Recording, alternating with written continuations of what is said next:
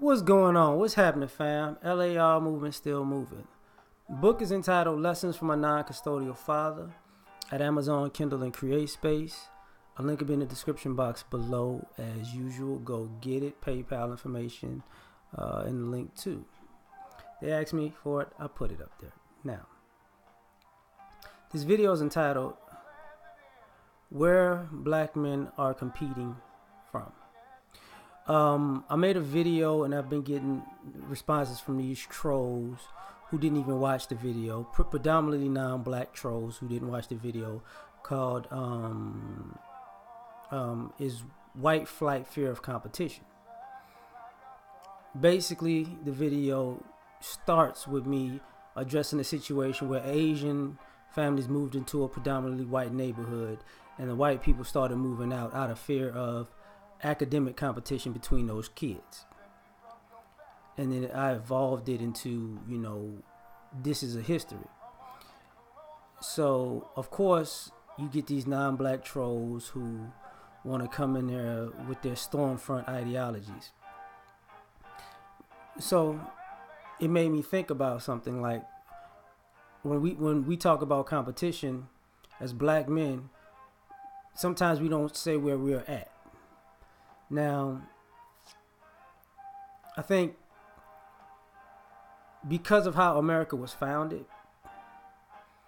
we could say white people have won as far as the game of, I guess, life or power.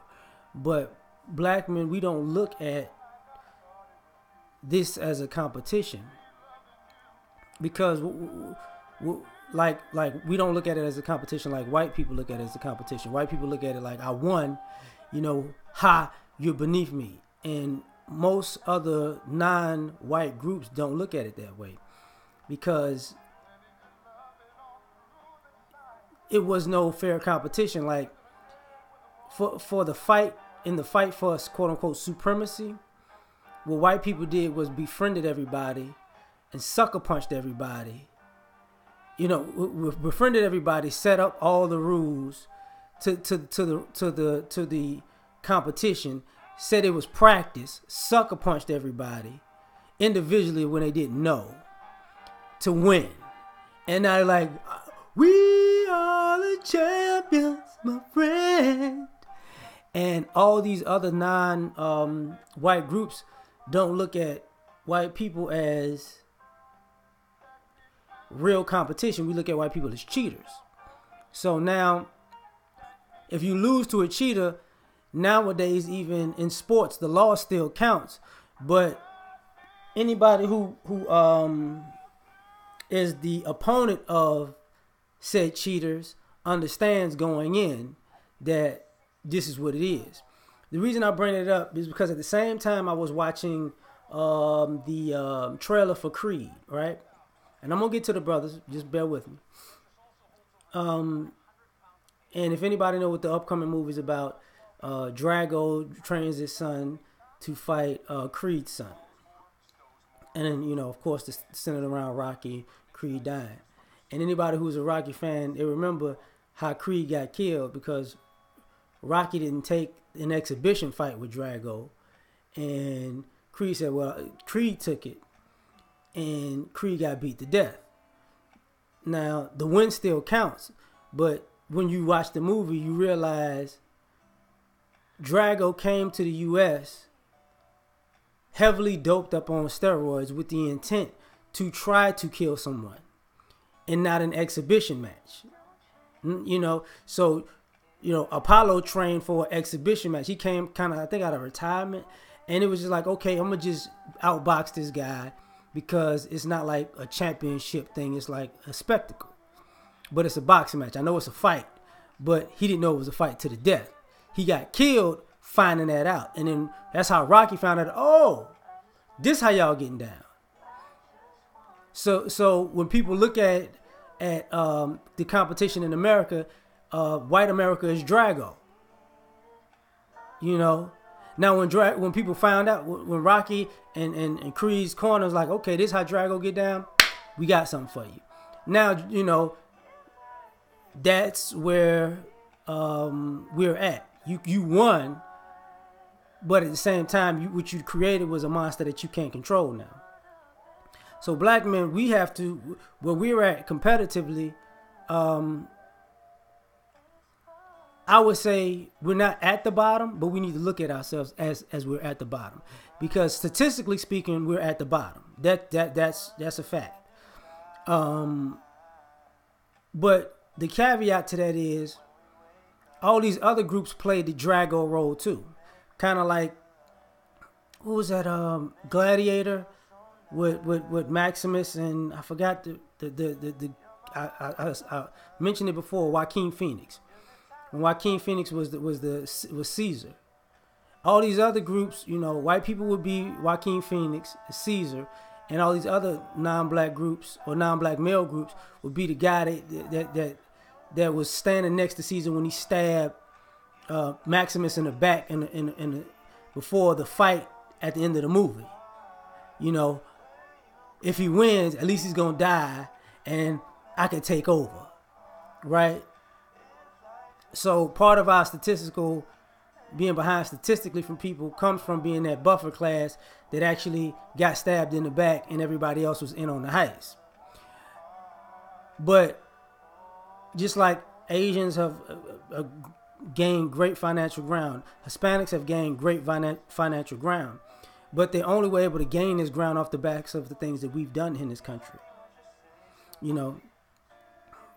They weren't able to gain that on their own merit. So, and at the same time, I'm about to get into it.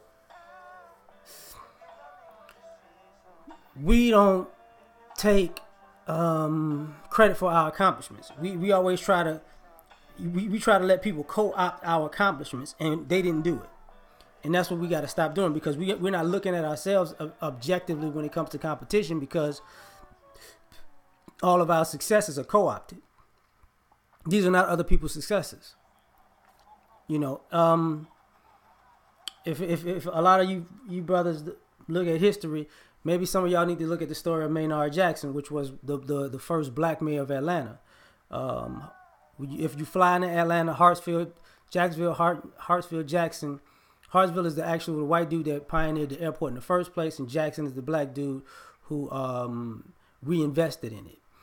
But part of his career, he didn't allow the highway system to be ran through black communities like they were back in the day in other cities. So guess what? This is part of why Atlanta has its prominence, because he didn't allow the government to crush the black entrepreneurial spirit and the black business spirit by putting everything to ground zero.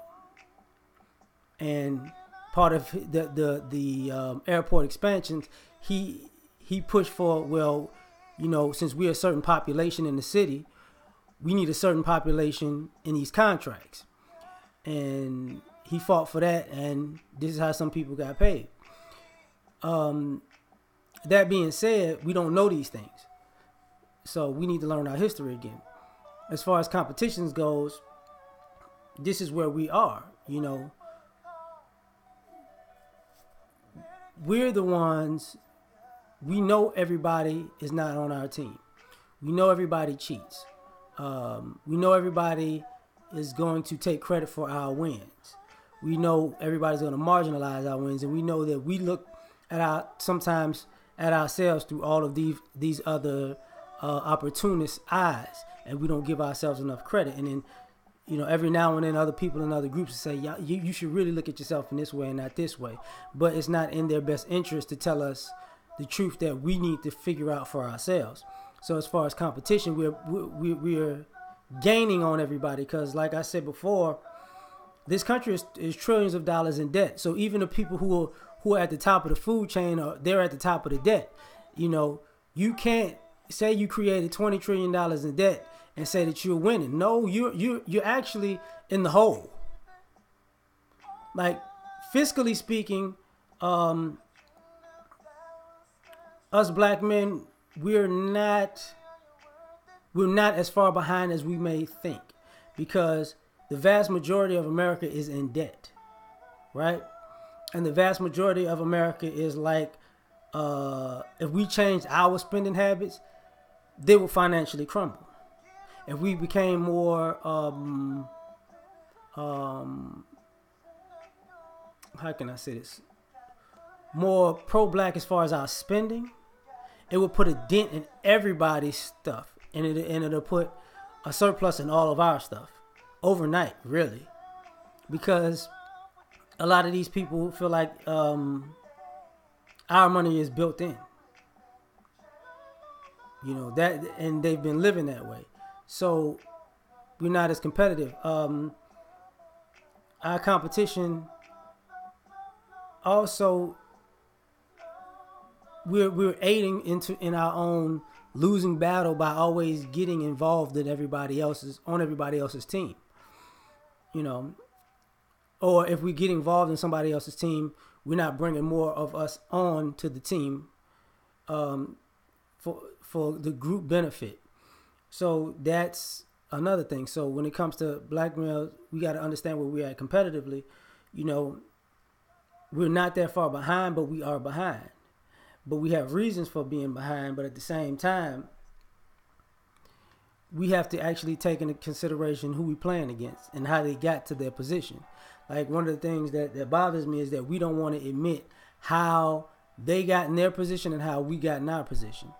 But a lot of times when we accept where we're at, everybody else gets uncomfortable and uneasy, because when we accept where we at, we can also accept who's had their hand in making sure that we're an underclass. So, this is my thing about the competition. We need to accept where we're at in competition wise and act accordingly, because a lot of times we're acting improperly and responding improperly to our situation, and we need to change that. That mindset also needs to change. We need to have we can't have a winning mindset until we accept how we've lost and why we're losing. But we also need to understand the score too. It ain't a blowout. It ain't as much of a blowout as people think, because because fiscally speaking, this is why so much is happening in this country, because you can't really say you're dominating somebody when you owe somebody else. You feel me? Because we don't owe China. You know what I'm saying? It is what it is. So I'm out on that. Peace.